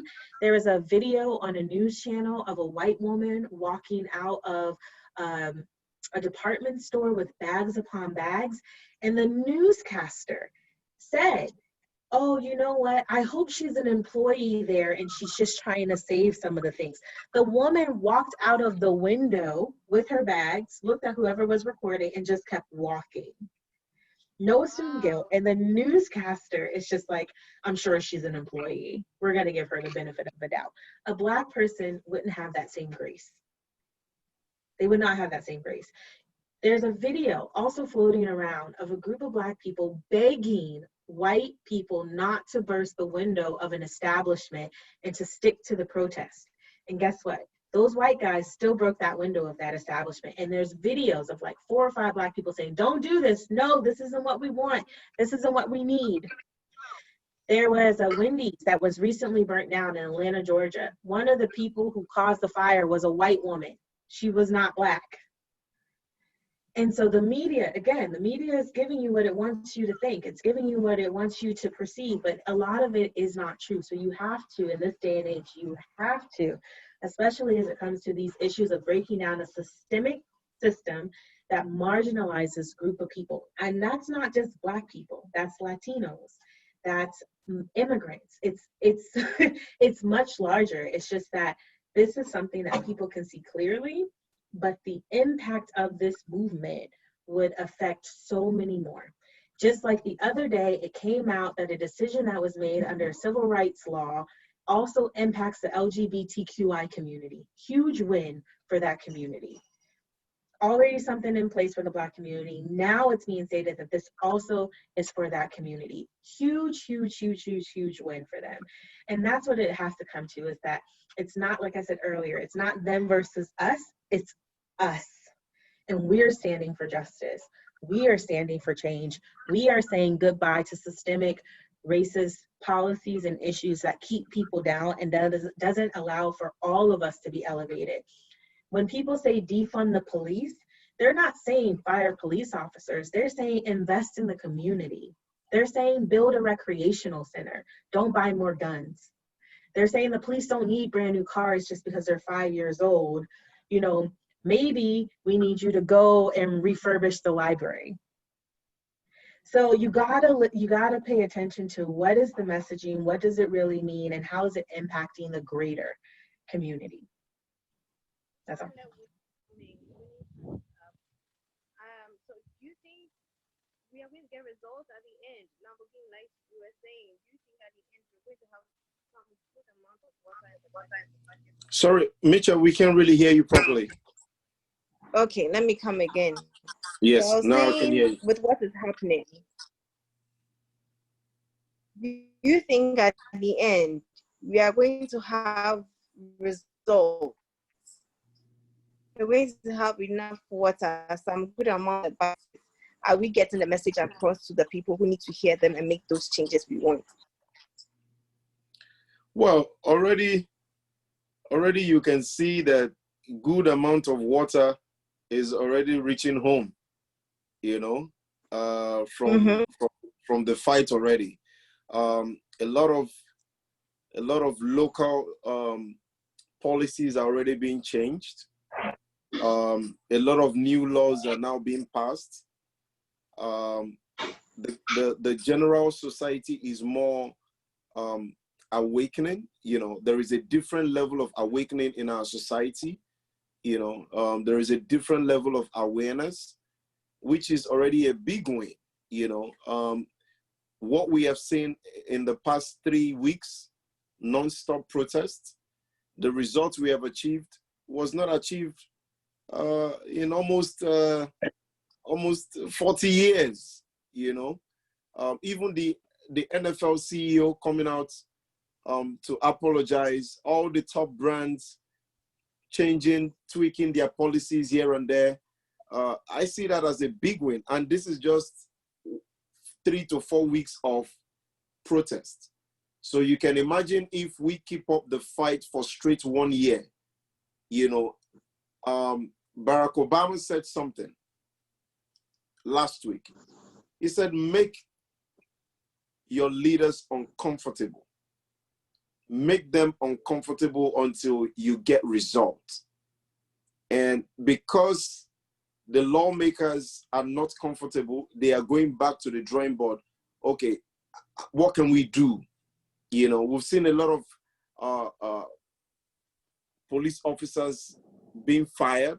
Usually that doesn't happen. You know, we've seen a lot of officers being charged. Normally that would never happen. You know, so already within 3 weeks, a lot of water is getting home. You know, we just need more. You know, we need more people fetching, and the more we can fetch, the more, you know, the more water we have at home, and hopefully one day we're able to build a community, a sustainable and fear-free community, you know, for the Black race in general, regardless of where you are in the world. Okay. I'll let Winnie jump in right now. Okay, that's good what Lamborghini said, but I want to chip in. You were asking for if there's change. Like I said, I have Yeah. not. I've lived so many protests, Trayvon Martin to whoever, all these years, but this protest is different. For me, Winifred, to get into a protest, that's different. Okay, so that's a change on its own. At the same time, this is something different that I saw with this protest. In this protest, like so, for example, I live in Texas. Texas is the South of the South. Okay. The races of the races, we live here. But for the first time, each county, every city, like I live 10 minutes from another city, like each county, every city is holding a protest, and they're going to these governmental offices and speaking. And so the change has started on the county level, the city level. Like I didn't have to go to the big city, to Dallas, to protest. I just had to do it in my county, my city, you know? So there were all these small groups, and so the protest has not stopped, and even up till now, it's still going, and it's gonna go probably to the end of July, you know. And I haven't seen anything like that in this level for this many years that I've been here. So it's a good thing. What you are hearing on the news could be negative or whatsoever, but in the back end, things are happening. And I just want to share this news with you guys. As of Tuesday, Dallas County declared racism as a public health emergency. It's taken this long, Dallas County, to declare racism as a public health emergency, and they're looking into policies to change, you know, the policies that are existing to benefit the Black community. Now, for my company specifically, I don't know with Erica and Lamborghini, I don't know what your counties are doing, but from your offices are doing. But my office specifically, they have reached out to every Black person. And like, I'm talking about the top of the executives of the executive reached out to every Black person. In my department, there's only 2 Black people. And they reached out to me, and I'm talking about a whole 2 weeks every day checking on me like, Winnie, how are you doing? Do you need a break? Do you need a mental break? So that has not been done before, okay? And for the first time, these conversations are being, people are engaging in these conversations. I just got invited to my company's board to be part of the diversity team or whatsoever in terms of hiring. So I had a chance to voice out to my executive that, you know what, I sit under interviews, and honestly, for one position, like I barely interview, like in a whole year, I could go a whole year and I only interview one Black person. So I asked, like, point blank, are we not screening Black people like when they apply? Because I know they're applying. Or are we just pulling their resumes on the side? So that was a question that I posed to my executive director the first time I had a chance to speak to him. So changes are happening. How long it takes, we don't know. But at least for the time being, something is being done. It might be on a slow pace. Is it sustainable? Are these changes sustainable? Exactly. So I just want to encourage you guys that, yeah, you're hearing on the news and you're seeing the bad things, but on the back end, things are shifting, and it's going to shift in our favor. And I think we have to stand in faith and believe that. Yeah, I'm with Winnie. There's so much that is so different from what is happening now than the protests that were happening just a year ago, or those that happened two years ago, 3 years, because this has been yearly, monthly, every quarter. And so, you know, I'll give some more tangible examples as well. You see, if you go on something like the Tinder dating app, that now when you log in, there's a clause there that's just like, racial discrimination is not tolerated. If you have experienced it, report the person. You see it if you go on Instagram, Black Lives Matter. This is our stance. This is what we believe. You see it when you go on Calm, the meditation app, right? And it's just like, here are lead meditators of color. We stand with them on this journey. You have never seen this. We have not seen these statements being made by these large corporations that are not just American, they're global. And they're saying on a global platform that the Black Lives Matter movement, which is largely American, matters in the UK. It matters in India. It matters in Brazil. It matters in Ghana. Ghana had a whole ceremony for George Floyd. His name is going to be on the African American Association of Ghana building and the W.B. Du Bois Center. That is huge recognition of the issues that are being faced and the solidarity behind it. When have we ever seen this? When have we ever experienced this type of global movement calling for equality? The President of the United States of America, I refer to him as 45, will not say 3 simple words: Black Lives Matter. He will not say it. He has not said it. He has not said it to date. Hasn't said it. Aunt Jemima pancake mix. It's the pancake mix in the US. Yesterday they announced they're changing the name, they're changing the logo because it's rooted in a racial slur. Uncle Ben's rice. It's instant rice that you can buy in the US. Also, same thing. We're changing the name. This is racially motivated. We don't want to stand by it. The NFL, Kaepernick, who's been kneeling for years, he's been out of a job for 6 years, 4 years. He's been out of a job for 4 years. Signed a settlement with the NFL that nobody knew about, basically saying that we're going to pay you, but you can never play again. And we're trying to hush this whole kneeling during the national anthem in recognition of Black people being gunned down by police so that you go away and we can just have our game. NFL commissioner coming out and saying, Black Lives Matter. I now stand with Kaepernick. I now understand what he was protesting for. And has now released that statement and is encouraging teams to pick him back up as a player. Where his contract that he signed for that settlement was like, you basically can't play for the NFL again, and I'm going to make sure of it, but here's some money. These things are huge. And the other huge thing is, when you go to the protests, guess who you see more of? There are a couple Black people, but White they're people. mostly white people and other ethnicities who are there saying, we don't want to see this anymore. That man was murdered. And it's sad that it took a murdering to get us to this point, but I'm grateful that we're here. And I am so full of hope that my kids won't have to necessarily see some of the things I've had to see because we pick up our phones and we record. And that hopefully those who are having kids now start having a conversation with their kids of, hey, this you won't say this in my house. You won't think this way in my house. Because again, that unconscious bias, it triggers. If you are a woman and you go into a corner store to grab a snack for your 2-year-old and you clutch your purse, your child notices that. They notice that every time they go around a person that has that dark, beautiful skin, mommy clutches her purse. So what do? They mock mommy's behavior. So you instill things in children from a very young age, and it's unconscious. You know, that woman would probably be like, I'm not racist. I don't feel any way towards that man. But guess what? Your actions showed you did.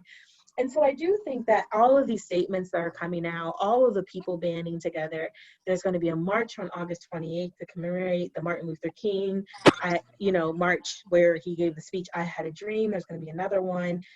I mean, everybody I know is going. I've yet to meet a person who said they're not making it. And the one person I know who said they're not going is for health reasons.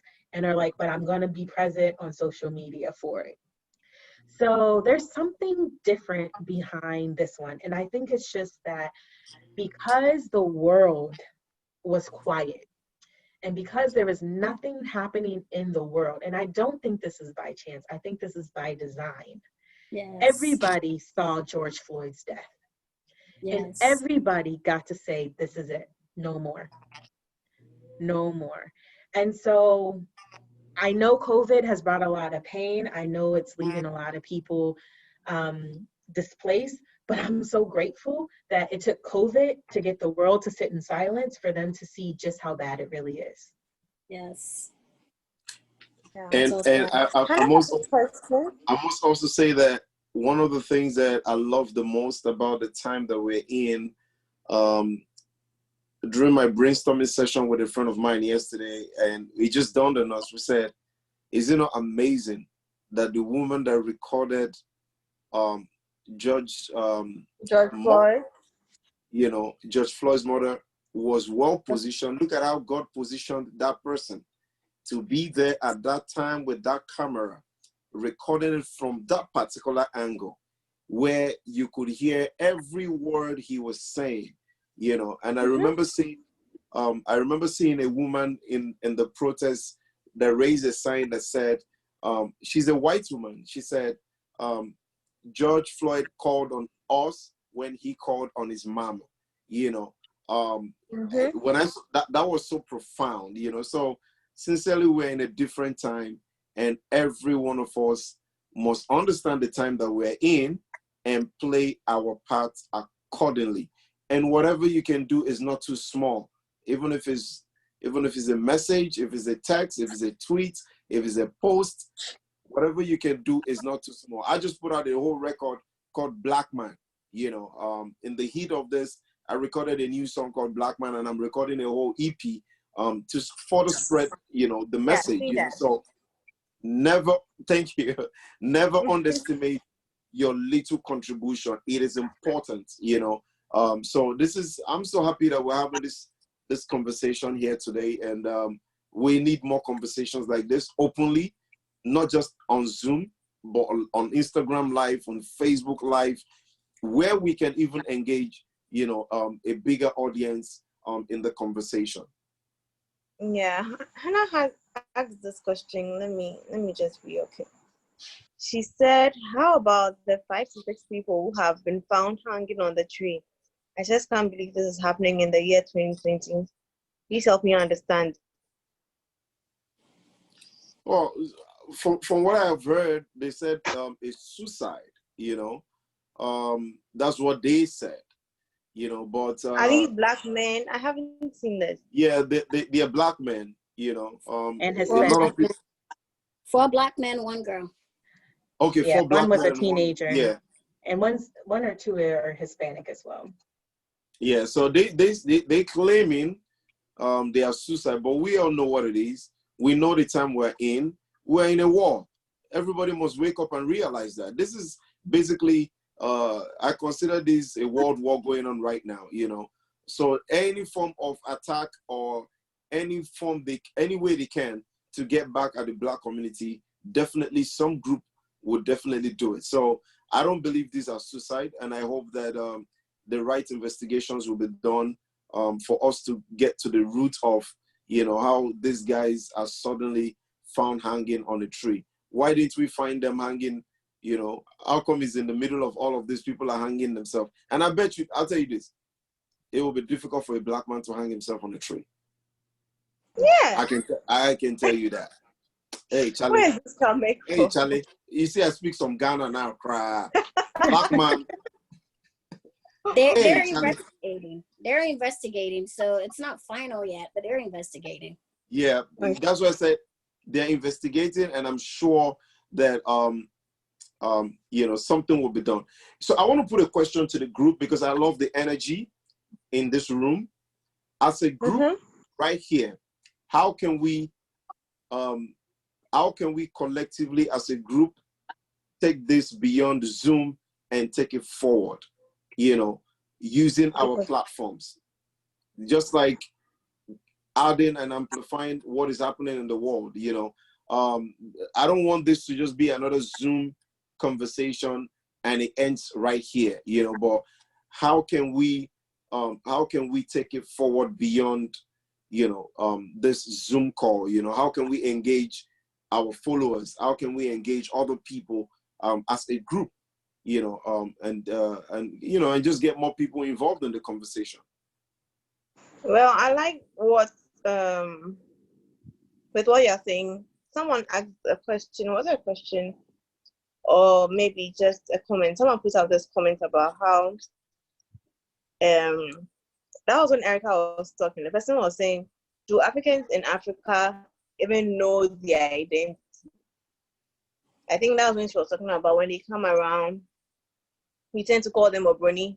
Then, like, let's say they want to know about us and they're not too open to tell them about what we are, who we are, and then they learn from us. I think one thing that we can do individually, no matter what you do, if you may or may not have a platform for yourself where you can actually do it and high school, no matter where you stand individually, I think one very important or one very easy way that we can help is learn about your heritage, learn about who you are.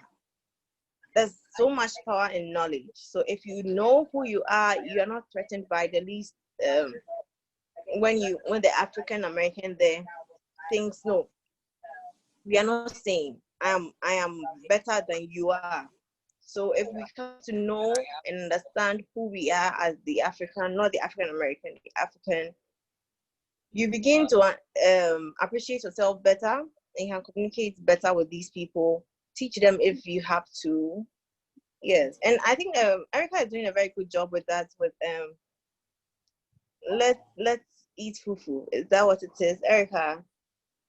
She's doing a very good job there. For the love of fufu. So for the love of fufu. Yeah, you can follow us on Facebook, Instagram, Twitter. It's please. I'd like to follow you on Instagram as well. Okay, it's at the number 4, the love of fufu. I'll actually send a message. So what is it?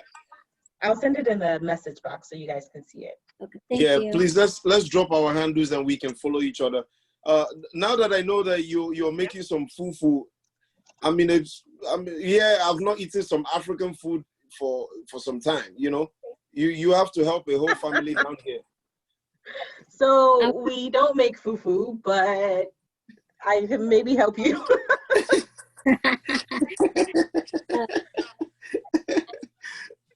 I want to share something really quick with you guys.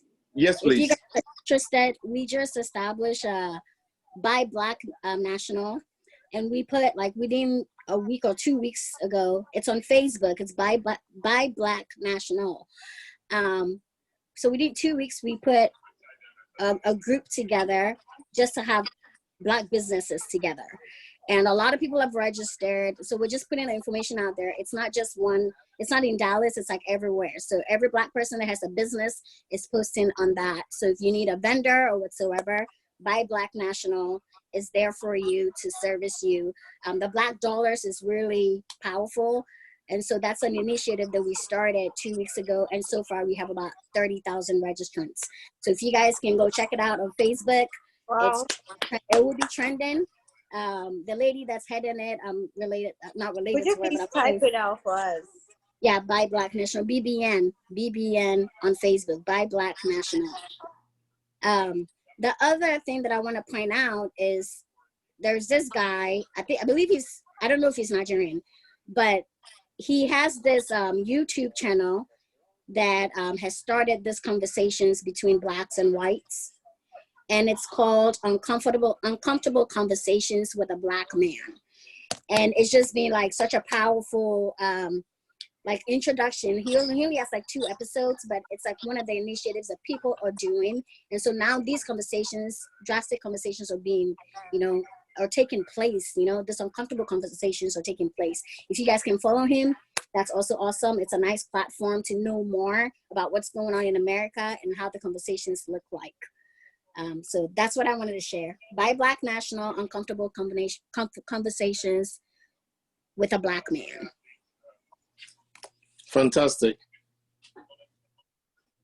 Anyone else? Well, the only thing, I said it already, I just put out a new record to support this, and it's called Black Man. It's available on every digital music Leave store the black worldwide. man alone. Yes, so leave Black Man alone. Can we play the video right now? Yes, you can. It's available on Apple Music. It's available on Spotify. Once you just type in Black Man by Lamborghini, you will definitely see it. And I'm recording a whole EP to that effect, Okay, Anna is about to pop up the video, the Black Man video. This is just part of it. If you can play the YouTube link, it shows you from the beginning.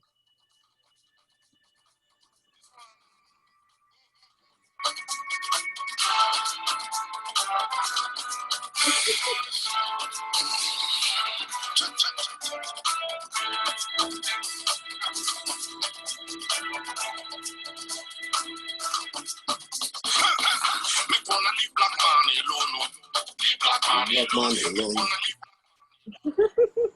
Leave Black man alone. Leave black man alone. Yes. So you did all of this in a matter of how long? In a matter of a week. I had to put it together real quick and start promoting it. And now it's been played on a couple of stations, couple of radio stations, and we're still pushing it. It's about a week old now. Oh, is it? Well done. Great job. Thank you. Kudos. So you can watch the full video. If you watch, I thought Anna was going to play the video on YouTube, actually, because when you watch the video on YouTube, it shows you the history of how the black man got to America. I don't know if you can get the YouTube. You can send to me, or you can play it on your side and share your screen, if possible. Send to me. But I just want to give us background on all this. Yeah. So I want to just raise 2 things quickly, because we were talking about what is the impact of all of this, and I'm just got 2 news alerts on my phone, and I think they also are a sign of these protests at work. So Facebook has taken down 2 of Trump's campaign ads, one because it had Nazi imagery, and the other one because it had rhetoric around organized hate. There is a few other people who had posts taken down by Twitter because of the same thing. And so if it weren't for the protests, these things wouldn't be happening. Yeah. It's really important to make sure that we're recognizing what is happening and why it's happening all of a sudden. It's not that, the person who may be in the White House right now hadn't been posting ads that had some type of hate language behind it. That had been happening. But now these companies are like, well, you're one person. We got millions of followers. We have millions of people who utilize our services, and our people are demanding change. So we're standing with our people. We're not standing with you. And that's huge. It's huge, huge, huge. And to go against the leader of the free world, huge. So I don't think we should shy away from the impact that these protests really are having. Just wanted to add that. Amazing news. Right. I'm just excited. We're in a different time, different season. I'm pumped up like never before, because me, I'm a full-blown activist with every part of me, you know. So anything that can change the narrative of, you know, of the Black race. And when I say narrative, I'm talking about both Africa and wherever they find themselves in the world. The first video Anna played at the beginning of the session is called I Believe in Africa. And one of the reasons why I wrote that song is because I was just trying to use my voice to encourage Africans to believe in Africa. You know, part of the reasons why Africa is still underdeveloped is because generation after generation, we keep raising greedy leaders, you know, that truly do not believe in the continent, you know, and that's why the continent is still the way it is. So as much as we are fighting home, you know, so this is a home and abroad battle, you know. So African Americans, wherever you find yourself, please come back home and help develop Africa, you know, and also help develop your America as well, you know, or end racism in America. So this is a continuous thing, you know. So and it's a two-way street, you know. So as we're talking about this, we have to remember that even back at home, we have so much work to do. We have a lot of work to do in terms of tribalism. Exactly. We have a lot of work to do in terms of poor leadership. We have a lot of work to do, even with misinterpretation of, you know, of our religion and Christianity. We have a lot of work to do in building institutions. You know, we have a lot of work to do in building sustainability, you know, and making sure that Africa is free from corruption, you know. So it's a lot of work on our tables, and I know that we can do it. So please, let's continue the struggle, not struggle, but let's continue the fight, you know, and ensure that we put all of our strength in achieving change. I've got your video ready. Well If said. you want us to watch his video, the full one, the YouTube one. Oh, okay. Are we ready? Mhm. Yes. All right, here we go. Oh, oops. Sorry. I just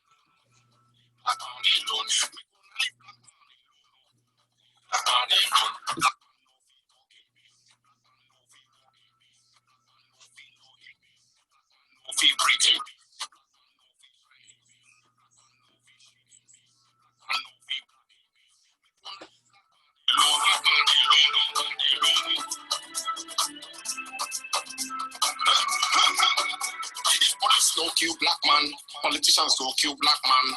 If disease no kill black man, poverty go kill black man.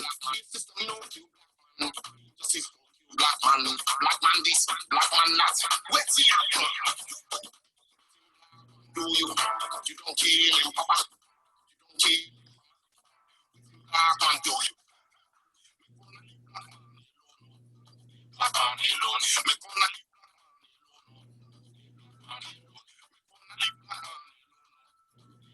leave alone. Me gonna leave black man alone. Leave black man alone. No feet talking. No feet talking peace. No feet trying.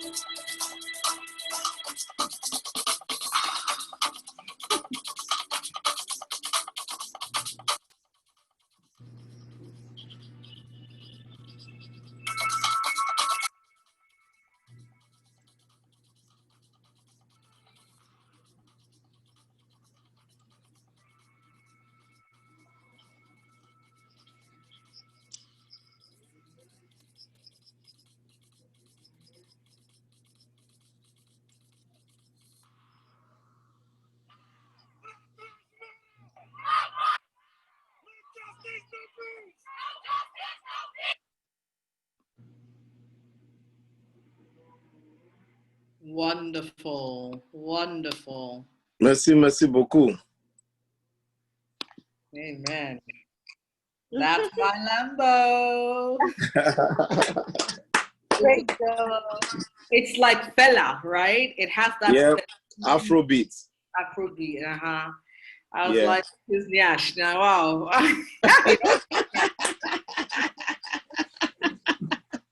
It was, You can't pass the African message without using the Afrobeat, you know.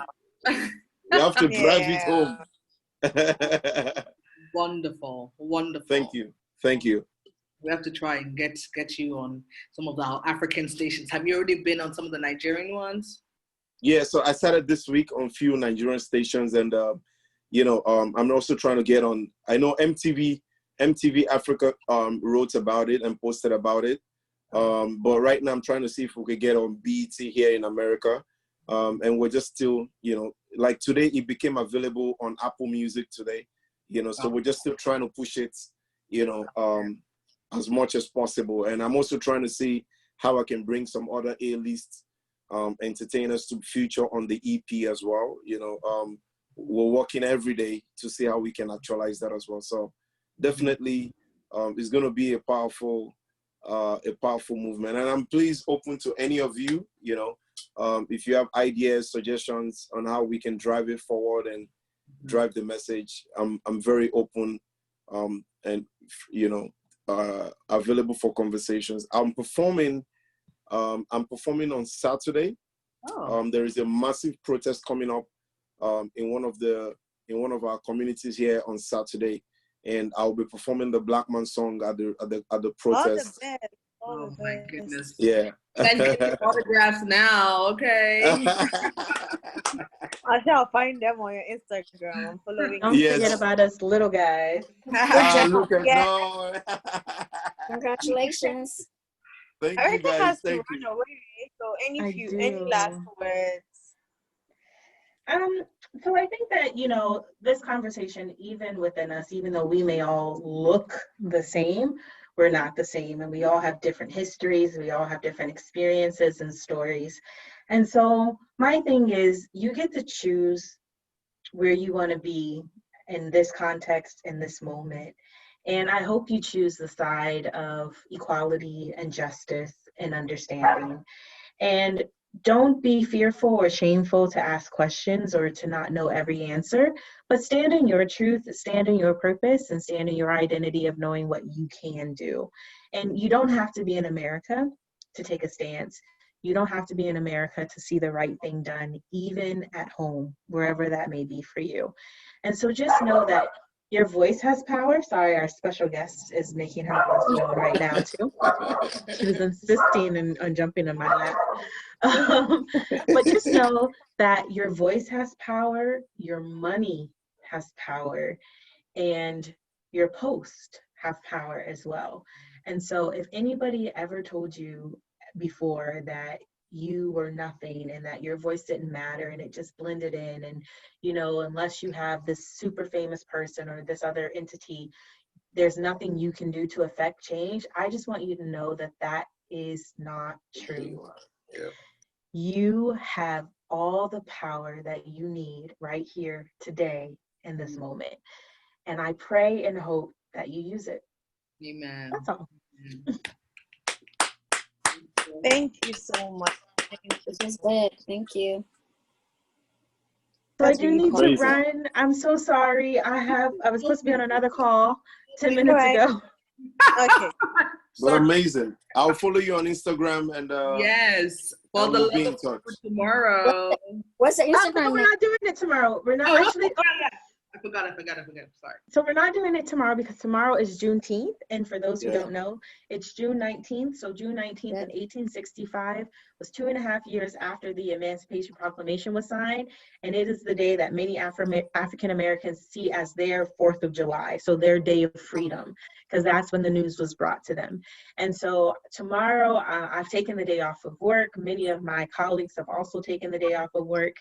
And So we're not doing any further level fufu conversations either.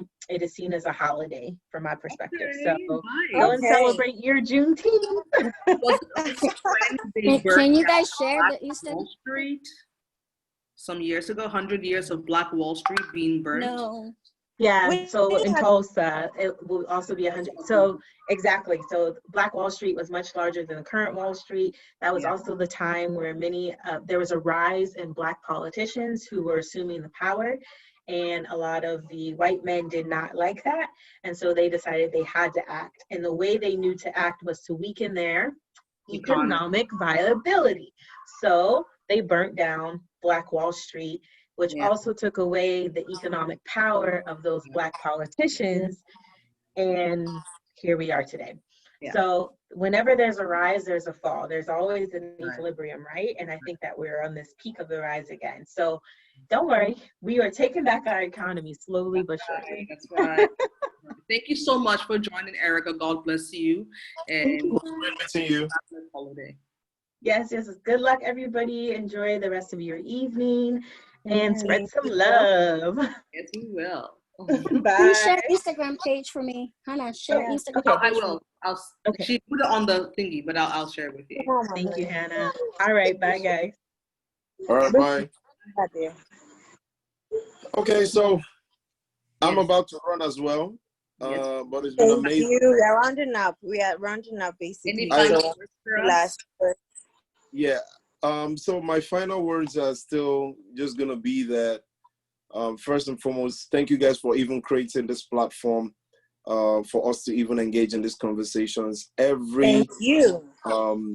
Every drop of conversation is leading towards achieving the goal of freedom, you know.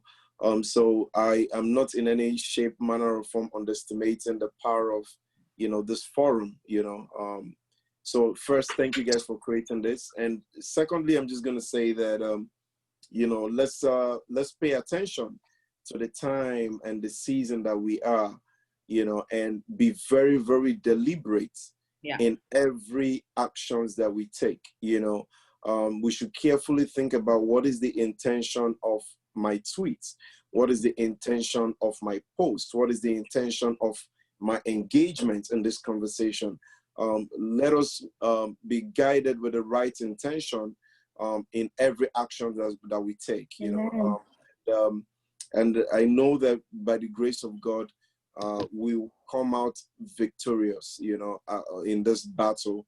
And for my brothers and sisters, I don't know, at the point I felt like I'm the only guy in this conversation, in this forum. Well, there were other guys, but they didn't speak. Oh, okay. They didn't speak. Okay, so, but for my brothers and sisters, you know, that are at home or wherever you find yourself, just know that we are all in this together, regardless of your location, you know. And most importantly as well is that, hey, Black is beautiful. Oh. That's right. You know, Black, look at all the beautiful women in this forum. You know, Black is just beautiful. Black is beautiful, you know. So be proud of who you are, be bold, you know, and regardless of what is thrown at you, remember when they try to cast their fears on you, you have utmost power to acknowledge or decline, you know. So whatever you acknowledge is what becomes. Don't forget that, you know. So when they throw their fears on you, be bold enough to decline it, because once you don't acknowledge it, it does not exist, you know. So thank you guys so much. I love you all. To your beautiful wife. Okay. Thank you. I will. Yeah. Hey, Anna, you're looking so pretty. Oh. What is the secret? It's called lockdown. You guys still lockdown? Lockdown glow. You guys still lockdown? No, I'm working from home, but you know how it is. Less stress. Anna needs to work from home. She is always on the move. So I'm happy. I know. I'm happy she's on the lockdown. Lockdown glow. In Jesus' name. So Winnie, I don't know if you sent your Instagram handle, but I've sent mine, and I will try and follow everyone as well. Yeah, Winnie, you didn't send it. Sure. No, okay. I'll send it to the group.